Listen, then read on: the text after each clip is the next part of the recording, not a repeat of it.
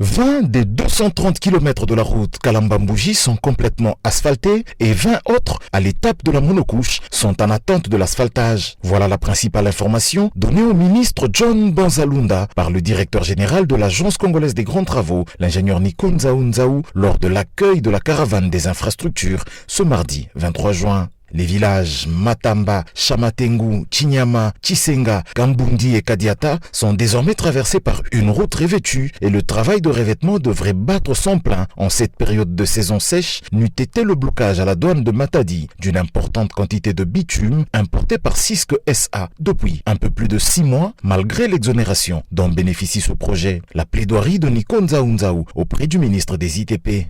Au jour d'aujourd'hui, vous avez vu sur la route que nous avons arrêté les travaux d'asphaltage. Alors que c'est pendant la saison sèche que nous devons faire le maximum. Eh bien, nous ne le faisons pas. Pourquoi? Parce que les bitumes sont bloqués au port de Matadi.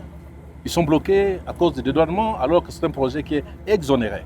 Donc, je sollicite à son Excellence, Monsieur le ministre qui est ici, de pouvoir créer un couloir de manière à ce que tous les matériaux et matériels du programme sino-congolais soient traités en urgence, de manière à ce que nous puissions atteindre, n'est-ce pas, le but. Et notre but pour le moment, en ce qui concerne Kalamba-Mbouji, c'est de terminer les travaux en 2027, mais en 2026, c'est faire la moitié.